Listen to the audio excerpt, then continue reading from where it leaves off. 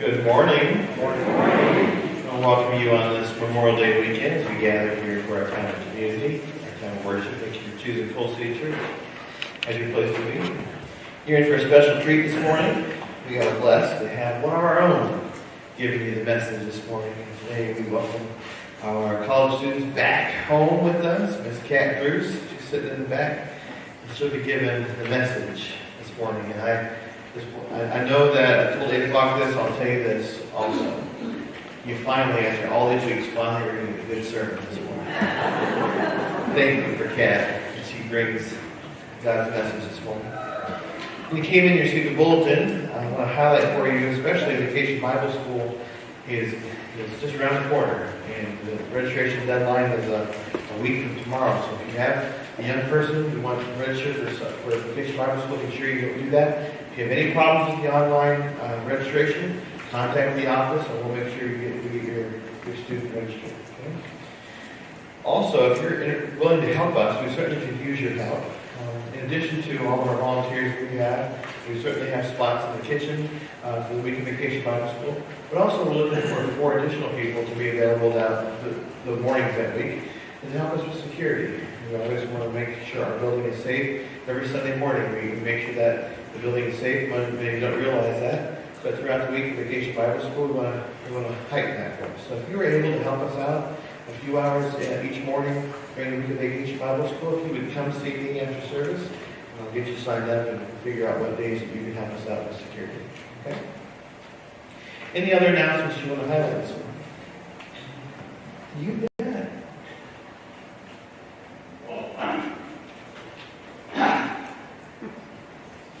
On the 23rd of June, which is 2 days late for us, Betty and I will be celebrating our 50th wedding anniversary in there. Noon. So we're going to come to worship with heaven only knows who. Our daughters put out an invitation. If you want to find us, just look for the rows singing the loudest. So there's a challenge to you. You got to find somebody to sit with that you think you can outsing Betsy and I, because if my brother's here, good luck. But we're a loud singing group, but we want, especially we came back to Coal City because this is home to our kids, and it's where we spent the longest part of our ministry. And this is the church we are affiliated with through the conference. And so, you're kind of like the extended family. So feel free to stick around for noon. It's a come and go as you please type of thing. So, you can just come in, grab a piece of cake, and leave if you want. I'll have one request, please. Make sure that Betty and I get the first piece of cake. We were married 5 years before we got a piece of our own wedding cake. And it was in the freezer, and I don't know how good it was fresh, but it tasted pretty good coming out of the freezer. All right, we certainly will celebrate with you. If you really want to preach that Sunday too, I can extend that opportunity. That example is going to be here in my brother's. So you can't use them as stories. All right, well, Pastor Brent, we celebrate with you and serve. We will make sure our congregation does about that. All right, would you please stand and welcome one another this morning?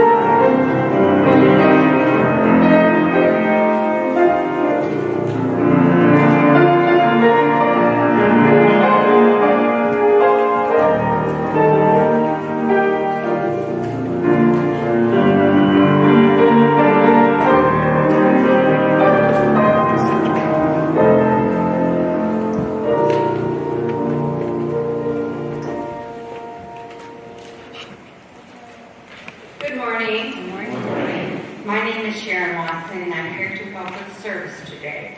Please stand as you're able for the call to worship.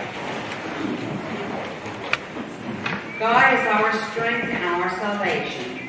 Let everything that has breath praise the Lord. This is the day that the Lord has made. We will rejoice and be glad in it. Praise God for mighty deeds and extravagant love. Praise God for loving care and answered prayer. We are witnesses of God who moves this world and moves us. We are here to offer our worship and praise. Please remain standing for song of celebration, God of the Ages, number 698, and it will also be scrolling on screen.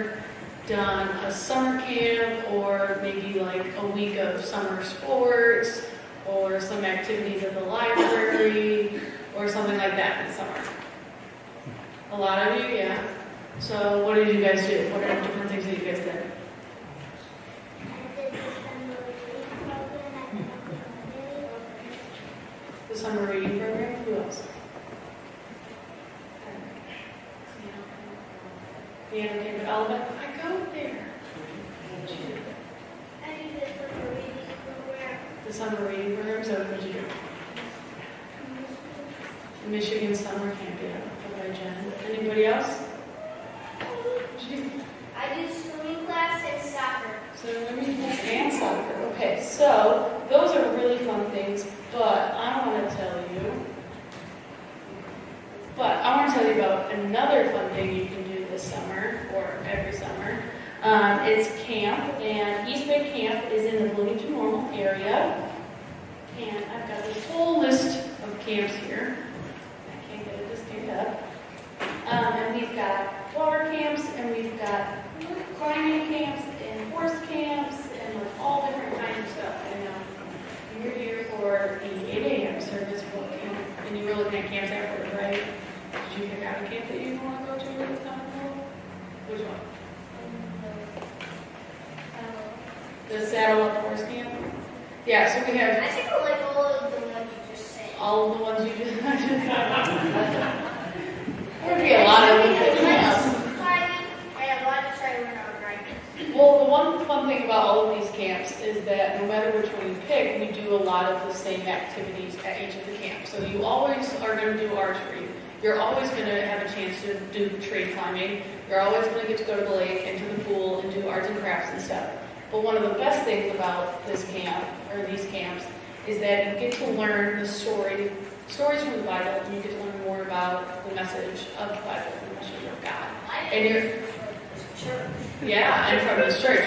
So you can take what you learn from this church, and you can take what you learn from camp, and you can bring it back to this church, and back to your family, and back to your friends, and you can tell them all about Jesus and all about your fun times at camp. And just tell them more, because that's what we're really supposed to do. We're supposed to take this message that we learn at camp and the message that we learn here at church, and we're supposed to go tell our friends. So, to remind you guys that you need to go tell all of your friends, and that you need to tell everybody to meet, I've got some fun camp stickers. There's s'mores. For those of you who can't see, you're supposed to tell us more about Jesus. They're 3 4 acre old. Nope, not like that. They're not real. They're just stickers. And so you guys can come up and pick a sticker out after we pray.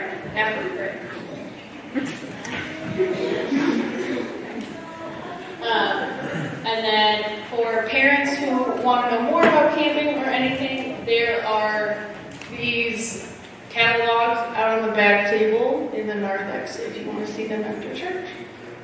So we're going to go ahead and pray. Heavenly Father, I thank you for this opportunity to speak to our children about camp, and I hope that their summer is filled with so many blessings and so many joys and so much fun, and that they remember the message that you have taught them, that they have learned here at church, and that they can go forward and tell more and more people about you. Just in your name I pray. Amen.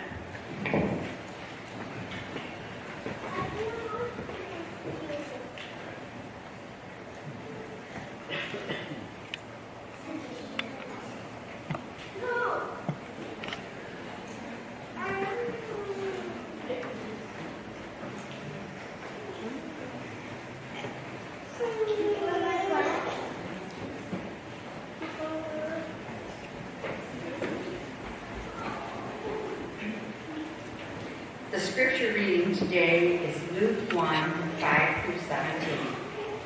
In the days of King Herod of Judea, there was a priest named Zechariah who belonged to the priestly order of Abijah. His wife was a descendant of Aaron, and her name was Elizabeth. Both of them were righteous before God, living blamelessly according to all the commandments and regulations of the Lord. But they had no children because Elizabeth was barren and both were getting on in years. Once when he was serving as priest before God and his section was on duty, he was chosen by lot, according to the custom of priesthood, to enter the sanctuary of the Lord and offer incense. Now at the time of the incense offering, the whole assembly of the people was praying outside. Then there appeared to him an angel of the Lord, standing at the right side of the altar of incense. When Zechariah saw him, he was terrified, and fear overwhelmed him. But the angel said to him, "Do not be afraid, Zechariah, for your prayer has been heard. Your wife Elizabeth will bear you a son, and you will name him John. You will have joy and gladness, and many will rejoice at his birth. For he will be great in the sight of the Lord. He must never drink wine or strong drink. Even before his birth, he will be filled with the Holy Spirit. He will turn many of the people of Israel to the Lord their God. With the spirit and power of Elijah, he will go before him to turn hearts of parents to their children and the disobedient to the wisdom of the righteousness, to make ready a people prepared for the Lord. This is the word of God for the people of God. Thanks be to God. Amen.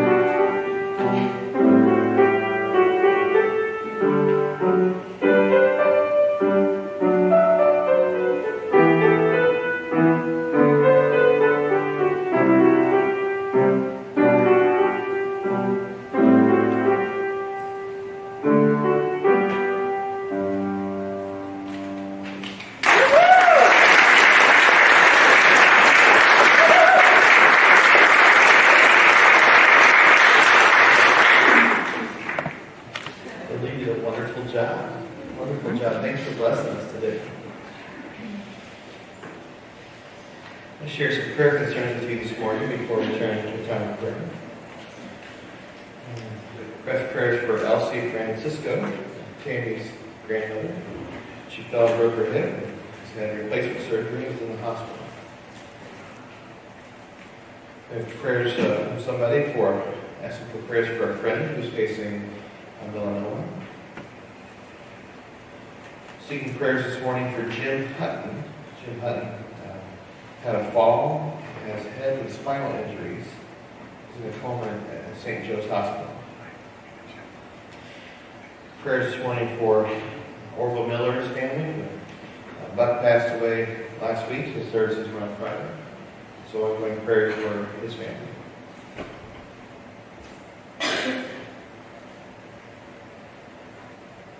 Let's take a few moments of silent prayer and we pray.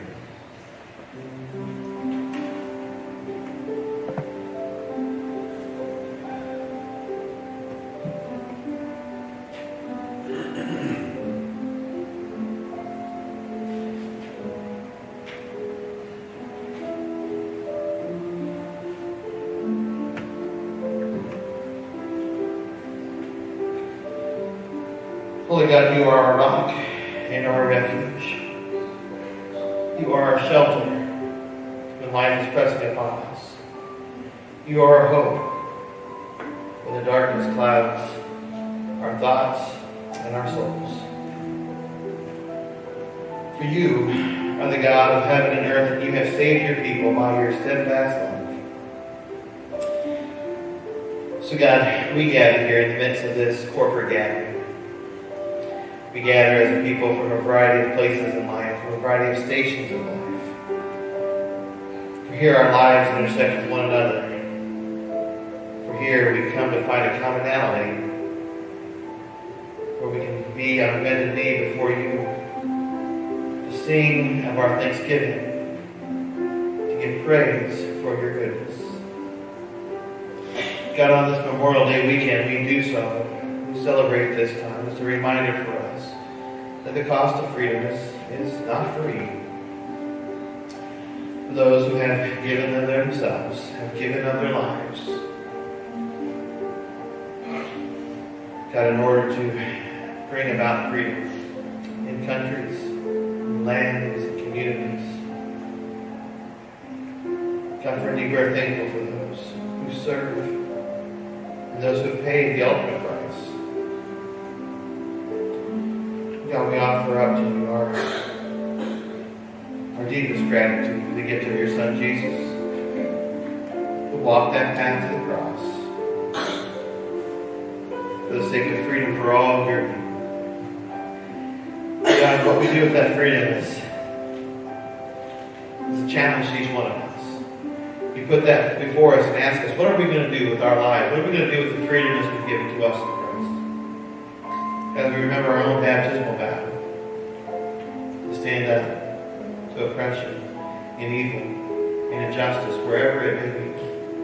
God, to stand up for love, to stand up for unity.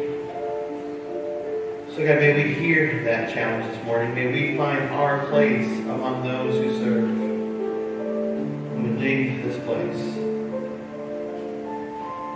God, we pray that you would hear the joyous concerns that are upon our hearts this morning. Knowing that you redeem us all, and we commend to you those who need your rescue this day, those who are under the assault of illness and injury. God, those who feel the pain of a brokenness in their body, in their soul, and in their spirit. God, we pray that your face will shine upon them. And so, God, as we hold our hand, we hold each person named in our hands before you. We pray your divine gaze will be upon them, but also upon us. God, you give us the strength and the wisdom to find ways to be about your grace in this world, to be about answered prayer.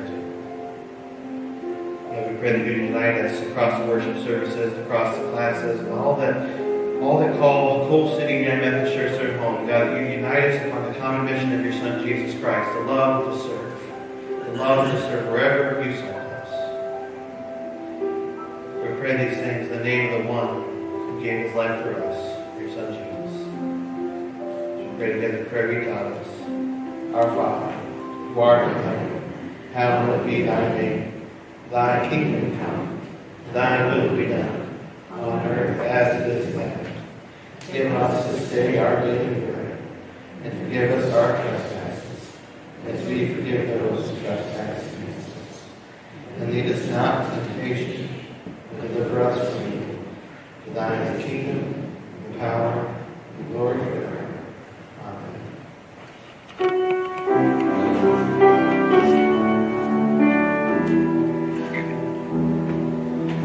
Humble thyself in the sight of the Lord.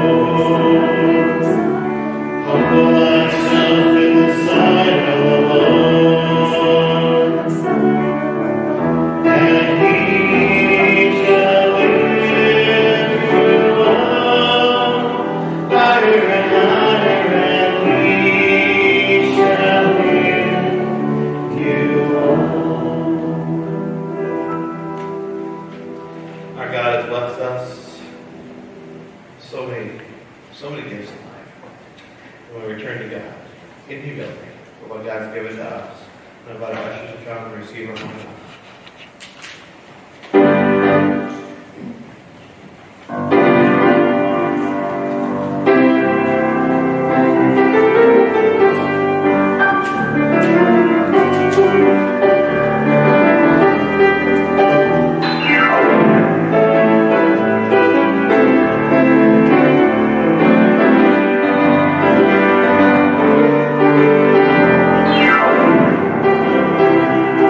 Yeah.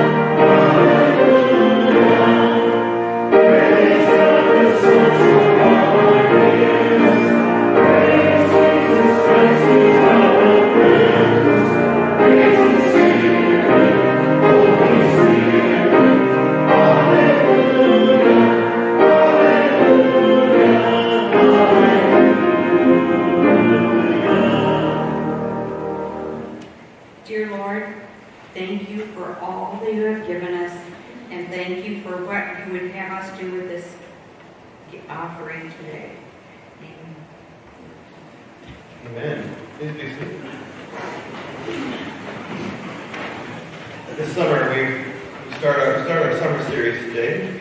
The summer series asking where God is leading us as a person, as an individual, and as a church. And our summer theme will be set free, and how appropriate it is that we start by being called by God.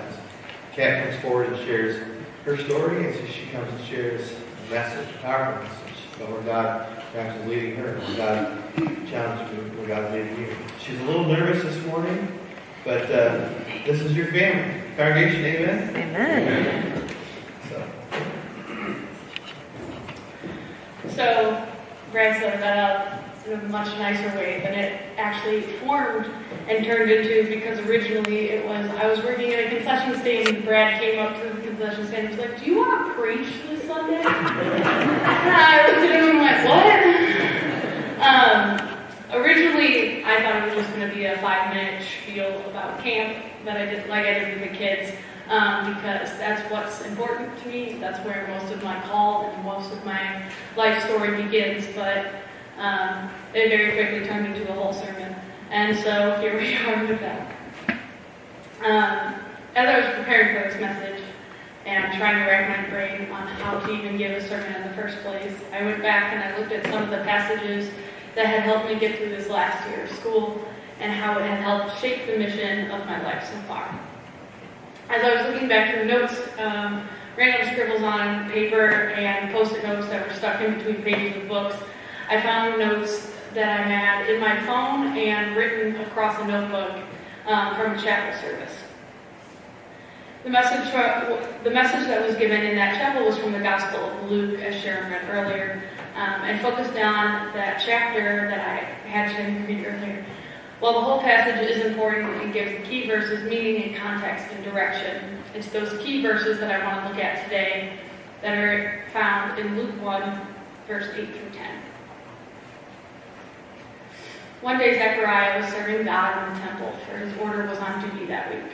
As is custom of the priest, he was chosen by lot to enter the sanctuary of the Lord and burn incense. While the incense was being burned, a great crowd stood outside, praying. It was while Zechariah was serving God. Is the point of this message and the verse that I really truly want to focus in on. These verses help to show the importance of service and prayer in one's life. And in order to better explain that message, I first have to tell you a bit more about my own life. For those of you who don't know me well or haven't been around church in a while, I've grown up here and have learned to call this church home. With the nurturing of my parents and the Sunday school lessons that I learned just down that hallway, I have grown up knowing nothing other than a relationship with Jesus. However, knowing how many commandments there are and who got swallowed by a big fish doesn't really form a personal relationship with Jesus. Now, don't get me wrong, our kids need to know that information. After all, that is the field I'm going into and the lessons I will be teaching. But it takes real life, on your own experiences, to truly develop a deep faith and a trusting relationship with God. For me, these real life, on your own experiences started in the summer of my 6th grade year when I was dropped off at East Bay Camp in Hudson, Illinois, just outside of Bloomington Normal. The weeks I spent at East Bay over the next few years were nothing short of life-changing, and it was on the steps of the little white chapel on the camp grounds that I realized that I need to have a one-on-one relationship with God and accept Jesus as my own. These camps ranged from anything that I talked about earlier with the kids, like a girls' camp, a swim camp, even a camp experience that consisted of things that you aren't supposed to do at camp. And over the course of those years, I learned to really come to know Jesus as my best friend and have that relationship with him. I learned that I could trust him in all situations and learned that with the information I had come to know at church, partnered with the deep trusting relationship I had with him, I could take on anything. Now, I wish that I could say that my life from that point on was easy and fun and I got my call from the voice of God himself. But we all know that's not how life works. See, after these camp experiences, I had to come back home and start my 8th grade year. I then went on to high school, which is terrifying enough in itself, and then on to college. During all of this change in my life, I realized that there were many things that would try to impose on my relationship with God. Some of these things I let slide, like making the practice versus going to youth group, or trying to get to rehearsal on time instead of going to youth group. But then there were other things that I was able to hold my ground on. Although this was a difficult transition in my life, I was able to turn to Pastor Tom and the rest of Coal City United Methodist Church for help and guidance. It was then that I was told about annual conference and Mark's leadership camp.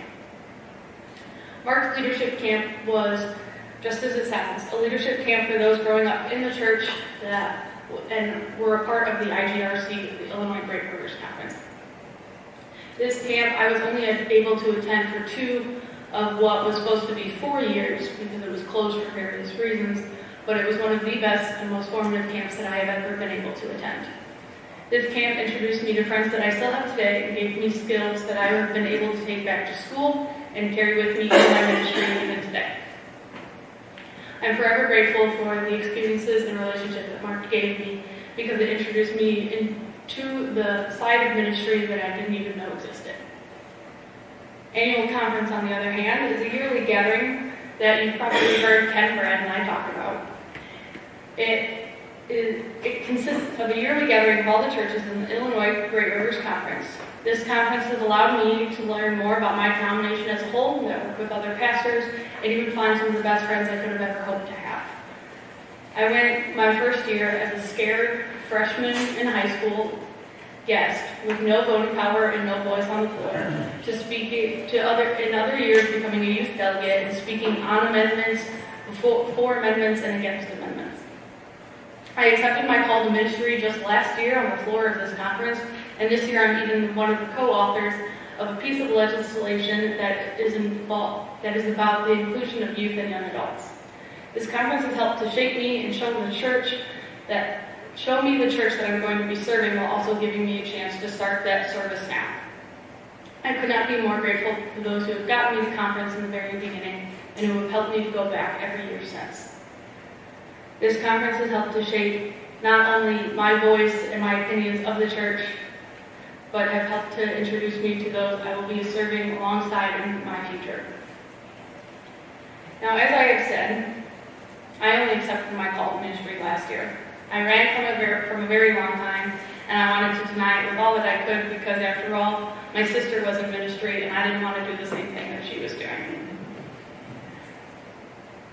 However, getting to this point of acceptance was much harder than I ever thought was possible. All of my life, I knew I wanted to work with children. I'm very good with children, and I enjoy watching them learn. And this love of watching children learn, coupled with the fact that my father's a teacher, I grew up thinking that I was just going to become a teacher myself. It wasn't until my sophomore year at Olivet, when I had a door literally close in my face, that I was able to take a step back and realize I have been making decisions about the rest of my life without consulting the one who created me and had the plans laid out for the rest of my life. It took a door closing in my face and a very long cry after that to realize that I had wanted to give up on God simply because I had given up on myself. I had no major, no career path, and it was by far one of the lowest points of my life. Although I had given up on hearing from God and what to do next, I knew that all I could do in that moment was turn to heaven. So here I was, a sophomore, trying to scramble and figure out what to do because, after all, I couldn't just stop going to school. My parents had invested too much and I needed some kind of career.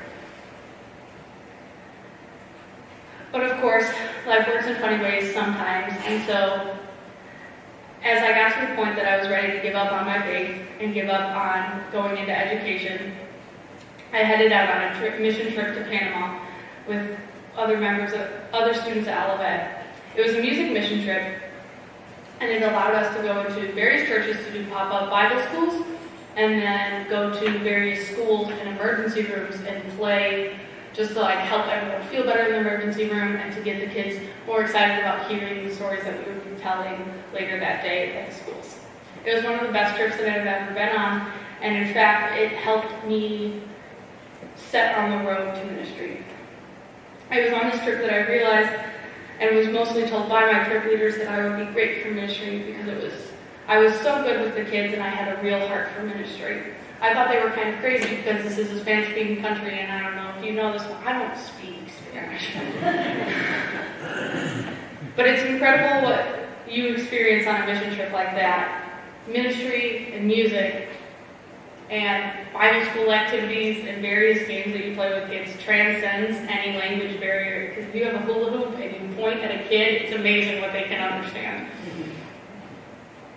It was on this trip I realized that maybe I could indeed do ministry. I brushed it off at first, though, because I just figured it was the hype of the mission trip and it was just the adrenaline of it all. It wasn't until I got back to the States and talking to more people about my life that I realized they were all saying the same thing. And when enough people say the same thing about you, you realize it's no longer a coincidence. So it took a lot for me to schedule an appointment with an advisor of a department I had never been to, sit down with her, and talk about what it meant to go into ministry.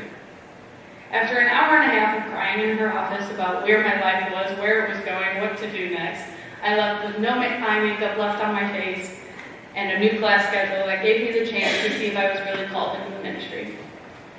I was only taking 2 ministry classes that semester because she just wanted me to dip my toes in the water before I fully took a plunge and gave up on English education, which was my first major. She wanted me to have 1 foot in each boat so I could figure out which one I was supposed to set sail in to say. It was these classes that gave me the chance to realize that I was truly set out for ministry and truly called to ministry. And also through my service at Mantino United Methodist Church, I was able to realize that this was what I was supposed to be doing and where I was truly supposed to be serving. It wasn't until I truly started taking a bunch of other children's ministry courses and really dove deep into the ministry program that I realized just how comfortable it all felt. Now, this probably just seems like a lot of information that doesn't pertain to you, and yet it pertains to all of us, as we can see in Luke chapter 1, verses 8 through 10. Zechariah had prayed for so long as I did, except he prayed for a son, and I just prayed for an answer to my major change. He had that prayer unanswered for years, and yet it was during his service to God that his prayers were answered. He served, prayers were lifted up, and then they were answered. I went on a mission trip, I prayed, my prayers were answered. Too many times I have prayed and simply hoped for the best without realizing I was only doing half the work. We need to have prayer and service coexist with each other as much as we just need to have prayer and service. Don't get me wrong, this church does service better than any church I have ever seen. Between the mission trips to Mexico, the ASP trip that we have going, the Encore trips, and all of the tornado relief that we've done over the years, this church is one of the best that I've seen in service.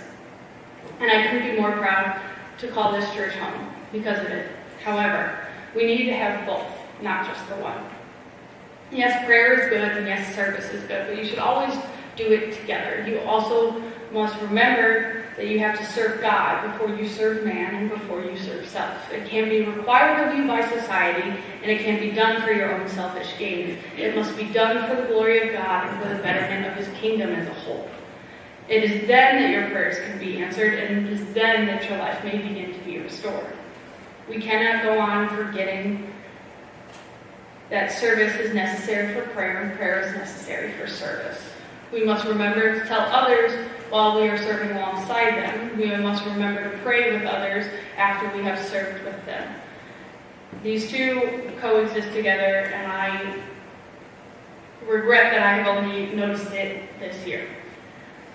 But looking back on my life, I realized that because going to this church and calling this church my home, I have been doing both of them my whole life, just without realizing how much the two coexist together. Prayer and service go together like peanut butter and jelly, like Pastor Brad and Cubs. Like this church and its heart for the community.